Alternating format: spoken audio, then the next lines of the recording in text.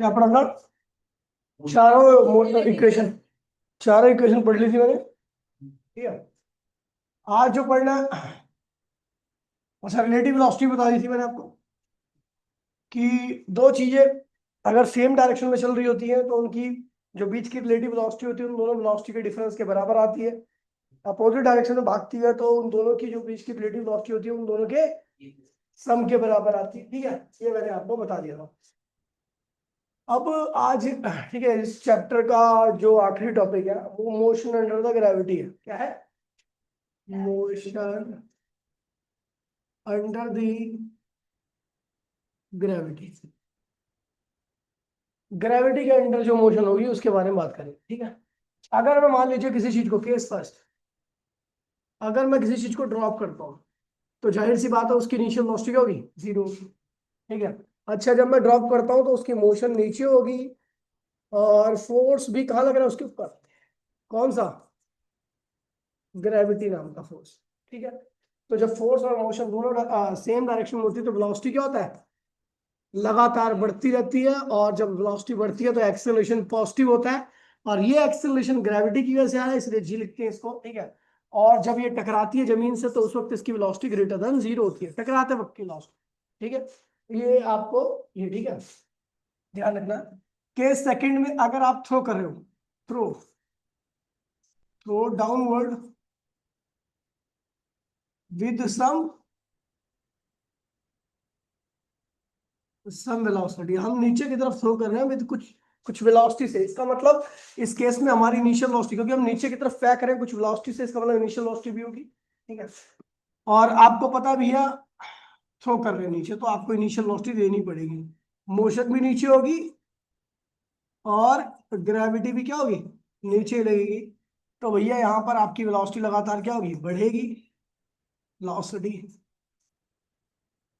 Increase करेगी। जब velocity increase करती है आपकी तो एक्सेलरेशन फिर क्या होता है? प्लस जी ही होता है। और आपको पता है जब टकराते वक्त जो वेलोसिटी होगी वो ग्रेड क्या होगी? Greater than. ठीक है। ये तो हो गया डाउनवर्ड के दो केस हो गए कि एक बार ड्रॉप करना, एक बार थ्रो करना। ड्रॉप करने में इनिशियल वेलोसिटी जीरो और थ्रो करने में इनिशियल वेलोसिटी जीरो नहीं होती। ठीक है। Case third, case third, if we throw anything anything upward. ठीक है। अगर हम किसी चीज को ऊपर की तरफ फेंक रहे हैं तो आपको पता है वो जो चीज है उसकी मोशन कहाँ होगी? ऊपर। ग्रेविटी कहाँ लगेगी? नीचे। और अगर आप ऊपर की तरफ फेंक रहे हो तो आपको इनिशियल वेलोसिटी पक्का क्या होनी चाहिए? देनी पड़ेगी। ठीक है। और अगर यह ऊपर फोर्स, मोशन ऊपर हो रही है, फोर्स नीचे लग रहा है, तो आपको बता दूं वेलोसिटी लगातार क्या होगी? डिक्रीज करती है इस केस में। और ये डिक्रीज इसलिए हो रहा है ग्रेविटी की वजह से। तो यहाँ के एक्सेलरेशन को माइनस जी लिखा जाता है। क्या लिखा जाता है? माइनस जी। और टॉप पॉइंट पर, एट दी टॉप मतलब सबसे ऊपर वाले पॉइंट पर, आपको पता है एक ऐसा पॉइंट आता है जिसके बाद बॉडी ऊपर नहीं आती, नीचे आती है। जहां तक वो ऊपर गई है जो मैक्सिमम है उसे टॉप पॉइंट कहते हैं। और उस पॉइंट पर फाइनल वेलोसिटी क्या होती है? जीरो हो जाती है। ठीक है। अब ये तो बॉडी ऊपर गई है, ए टू बी, मान लो ए से बी पे हुई है। अब बॉडी क्या है? ये अपवर्ड मोशन कर रही है, अपवर्ड मोशन।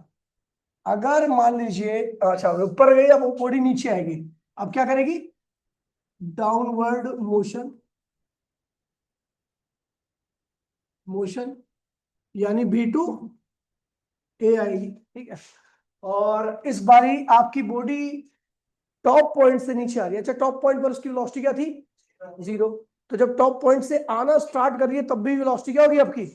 तो इस केस में फिर इनिशियल वेलोसिटी क्या होगी? ग्रेटर इक्वल्स टू जीरो होगी। हाँ, इस बार जब बॉडी नीचे आएगी तो मोशन नीचे होगी और ग्रेविटी भी क्या होगी?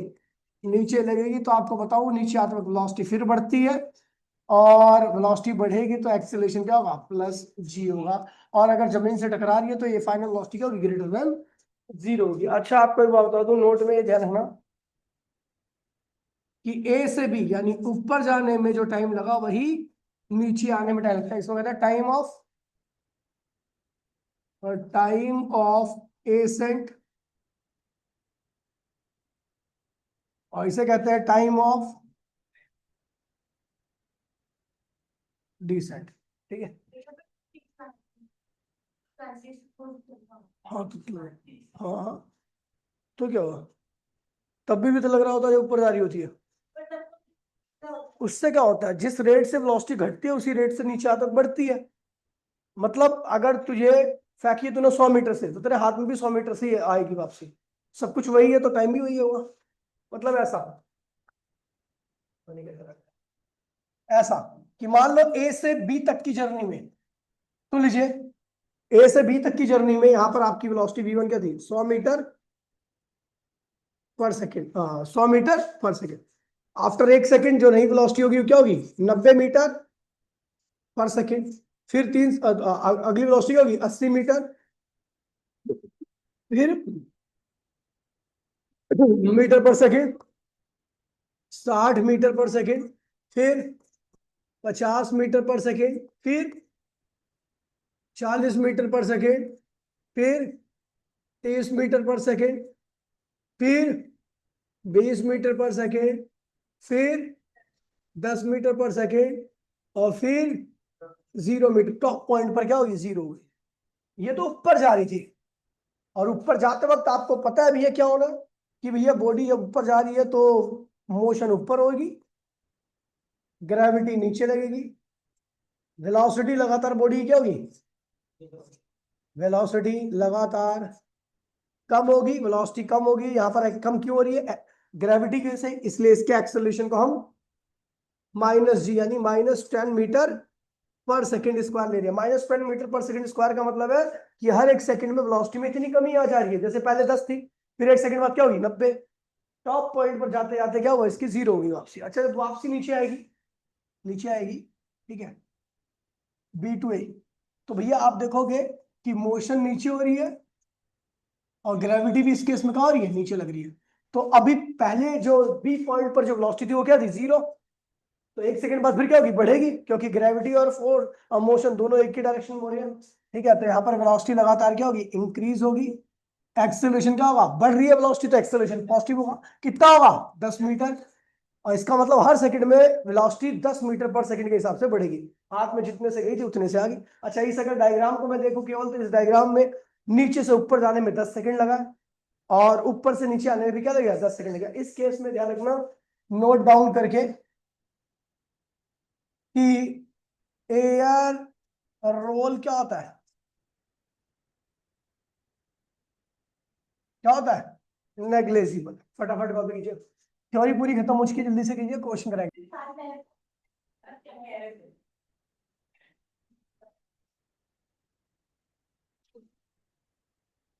बलून प्रॉब्लम,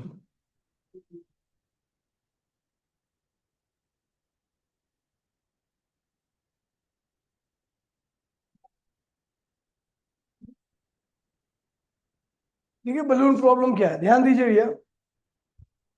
कोई बलून ऐसे कोई बलून की, हेलीकॉप्टर प्रॉब्लम भी होती है ऐसे, ठीक है, बिल्कुल सेम ही। कि कोई बलून मान लीजिए ऊपर जा रहा है,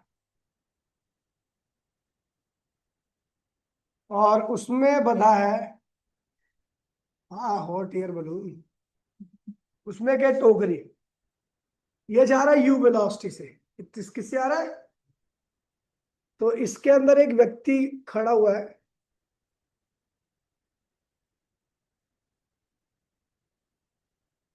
इस तरीके से, और ये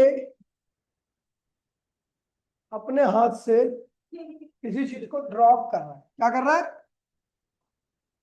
तो आप सब जानते हो कि ये भैया ड्रॉप करने केस में आपको पता है इनिशियल वेलोसिटी 0 होती है, लेकिन इस केस में वेलोसिटी 0 नहीं हो सकती, क्योंकि बलून जो है वो, ये जो ड्रॉप किया गया ऑब्जेक्ट है वो बलून से अटैच्ड है। बलून जा रहा है यू रफ्तार से, तो बंदे को तो लगेगा कि मैं ड्रॉप कर रहा हूं, लेकिन उसको ऐसा एहसास होगा, जबकि कुछ और ही होगा, कि ये पत्थर भी क्या होगा, जो भी ऑब्जेक्ट इन्हें ड्रॉप किया, ये पहले यू वेलोसिटी का इस्तेमाल करके पहले क्या होगा, ऊपर जाएगा ए से बी पे। अच्छा बलून अपनी, बलून से हटने के बाद बलून का और इसका संपर्क खत्म हो जाता है।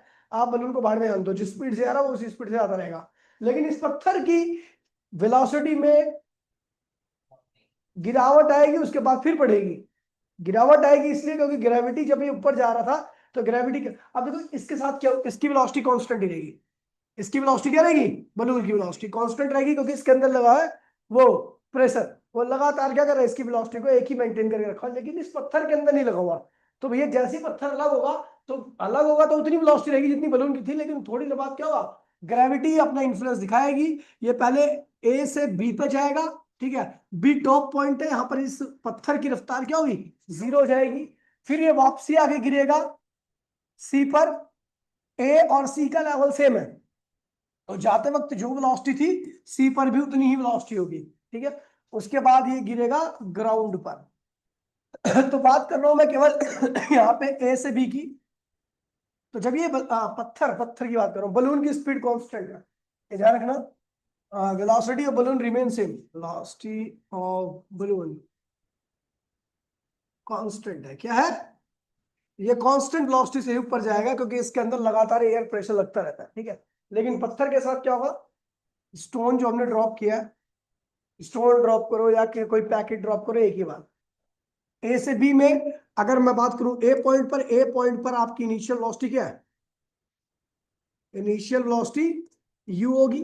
अच्छा, बॉडी ऊपर जा रही है ए से बी में, तो आपको पता है एक्सेलरेशन माइनस जी होगा, और फाइनल वेलोसिटी क्या होगी, 0 होगी, ठीक है। और टाइम ए से बी का होगा time of accent, time of accent. अच्छा, मैं इसी की बात करूं बी टू ए, तो बी टू ए में आपकी इस केस में इनिशियल वेलोसिटी अब क्या होगी, 0, क्योंकि अब बी क्या होगा इनिशियल और ए क्या होगा फाइनल, या बी टू सी कर दो, क्योंकि बी टू सी कर दो, ए और सी का लेवल क्या है, सेम है। तो इनिशियल वेलोसिटी क्या होगी बी पर, 0, ठीक है। और बॉडी नीचे आ रही है, इसका मतलब ग्रेविटी भी नीचे आ रही है, बॉडी भी नीचे आ रही है, तो स्पीड बढ़ेगी, तो एक्सेलरेशन क्या होगा, प्लस जी। और आपको बता दूं फाइनल वेलोसिटी वही होगी, सी पॉइंट की जो वेलोसिटी होगी फाइनल होगी, और उसकी वैल्यू वही होगी जो ए की थी, यानी यू, ठीक है। अच्छा, और जो टाइम आया बी टू सी का, वो टाइम ऑफ डिसेंट हो गया, क्या हो गया। और आपको बता दूं कि टोटल टाइम ऑफ फ्लाइट, यानी यहां से यहां तक का टाइम प्लस यहां से यहां तक का टाइम क्या होगा, टाइम ऑफ फ्लाइट, अभी खैर टाइम ऑफ फ्लाइट के बारे में। अब बात करता हूं मैं सी टू जी की, सी से जी की मोशन की बात कर रहा हूं। तो सी अब क्या होगा इनिशियल, और जी क्या होगा फाइनल। सी से जी की बात कर रहा हूं तो सी इनिशियल वेलोसिटी क्या होगी, इस बार यू ही रहेगी, इनिशियल वेलोसिटी यू रहेगी, बॉडी नीचे आ रही है तो एक्सीलरेशन प्लस जी होगा, फाइनल वेलोसिटी ग्रेटर देन 0 होगी। और जो ये डिस्टेंस ट्रेवल करेगा वो वही डिस्टेंस है जिस लेवल पे बलून ने पत्थर को ड्रॉप किया था, ठीक है, वो मान लीजिए एच है। तो डिस्टेंस कितना ट्रेवल करेगी, एच, जहां से बलून ने पत्थर को ड्रॉप किया था, ये लिख देता हूं मैं, जहां से बलून से स्टोन ड्रॉप किया गया था, ड्रॉप किया था, ठीक है। तो ये चीजें ध्यान रखना, न्यूमेरिकल में बहुत ज्यादा सहायता करने वाला है, ठीक है। जल्दी करो इसे, हेलीकॉप्टर प्रॉब्लम, ठीक है, सिंपल सा है। ये एक हेलीकॉप्टर है,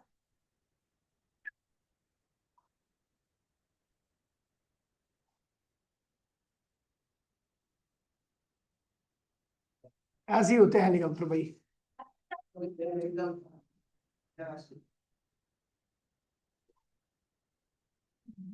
ये हेलीकॉप्टर है, इसकी वेलोसिटी ऐसे यू है, इसे कहते हैं हॉरिजॉन्टल वेलोसिटी, हॉरिजॉन्टल वेलोसिटी, ठीक है। अच्छा, ये ऐसे ही घूम चल रहा है, इसकी वर्टिकल वेलोसिटी क्या है,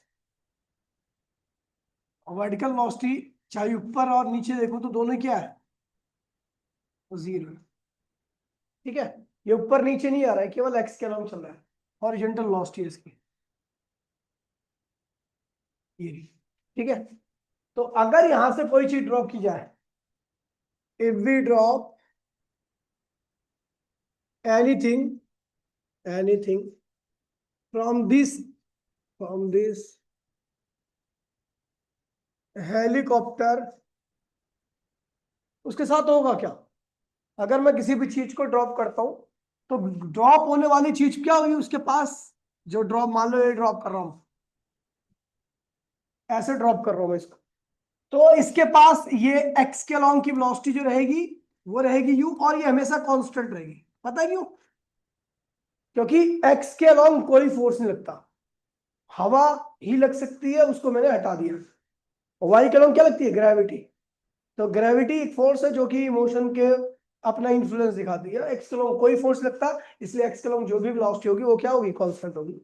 और ये ऑब्जेक्ट क्या होगा इसकी, अगर मैं बात करूं ए टू बी, तो अगर मैं ए टू बी जर्नी की बात करूं, ए टू बी जर्नी की बात करूं, तो इनिशियल वेलोसिटी क्या होगी इसकी? जीरो। अबे ए टू बी मतलब वाई के अलॉन्ग की मोशन क्या होगी इसमें? इनिशियल वेलोसिटी क्या होगी इसकी? जीरो होगी।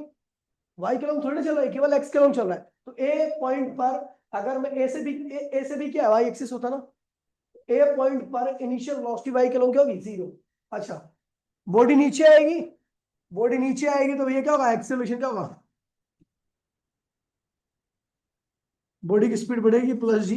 ठीक है, जिस वेलोसिटी से जमीन से टकराएगी वो भी क्या होगी? ग्रेटर देन जीरो होगी। जो डिस्टेंस ट्रेवल करेगी वो क्या होगा? हाइट के बराबर होगा। तो ये ध्यान रखना, ठीक है। ये ए से बी यानी motion long, motion along Y axis. X के लॉन्ग की मोशन में वेलोसिटी हमेशा क्या रहने वाली है? कांस्टेंट रहने वाली। ठीक है भैया, इस चीज को ध्यान रखना, आसान प्रॉब्लम होती है। ठीक है, ऑब्जेक्ट जब गिरेगा तो ग्रेविटी के अंडर में गिरेगा। ठीक है, ऑब्जेक्ट ले लिया।